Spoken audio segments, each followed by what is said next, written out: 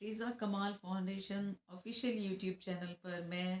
سائمہ کمال آپ تمام دیکھنے والوں کو سلام عرض کرتی ہوں۔ آج کی کہانی جو میں آپ کے ساتھ شیئر کرنے جا رہی ہوں، اس کہانی کو شروع کرنے سے پہلے میں تھوڑی سی توجہ دلاتے جاؤں کہ دنیا میں رہتے ہوئے جو ہے ایک لین دین کا سلسلہ بنا ہوا ہے، اور کبھی کسی بھی انسان کو کسی کی بھی ضرورت پڑ جاتی ہے۔ دونوں میاں بیوی بہت محنت کرتے تھے اپنے گھر کے حالات کو بہتر بنانے کے لیے، محنت مشقت کر کے شام کو وہ گھر آتے تھے، اور جب وہ گھر آتے تھے تو کسی نہ کسی بات میں ان کے درمیان جھگڑا شروع ہو جاتا تھا، اور زیادہ تر جو ان کے گھر میں ان کے درمیان لڑائی ہوتی تھی، اس کی وجہ یہی ہوتی تھی کہ جو بیوی ہے، اس کا جو بھائی تھا، وہ اس کی بیوی بیمار ہونے کی وجہ سے گھر کے حالات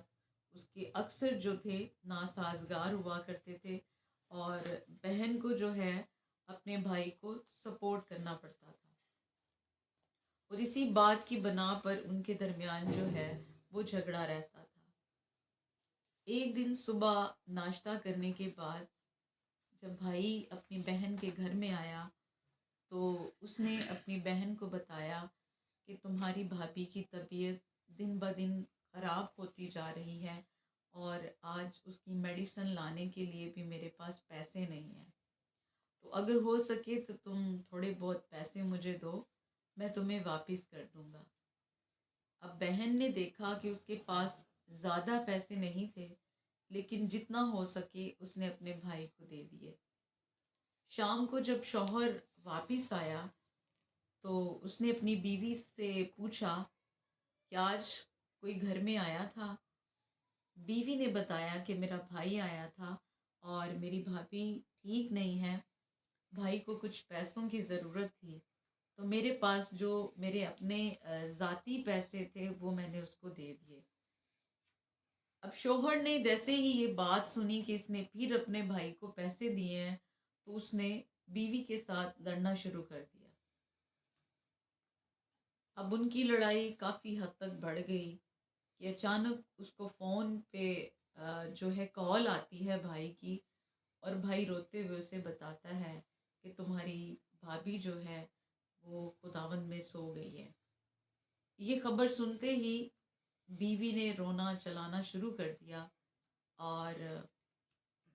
وہ اپنے بھائی کے پاس اس کے گھر پہ پہنچی،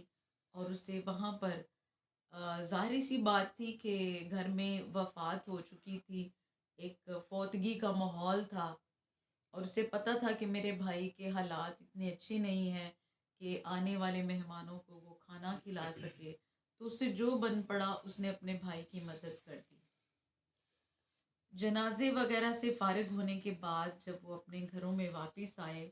تو شوہر نے پھر لڑائی شروع کر دی، اور اس کو پوچھا کہ جو پیسے تمہارے پاس تھے کہیں تم نے اپنی بھابھی کے مرنے پہ اپنے بھائی کو تو نہیں دے دیے؟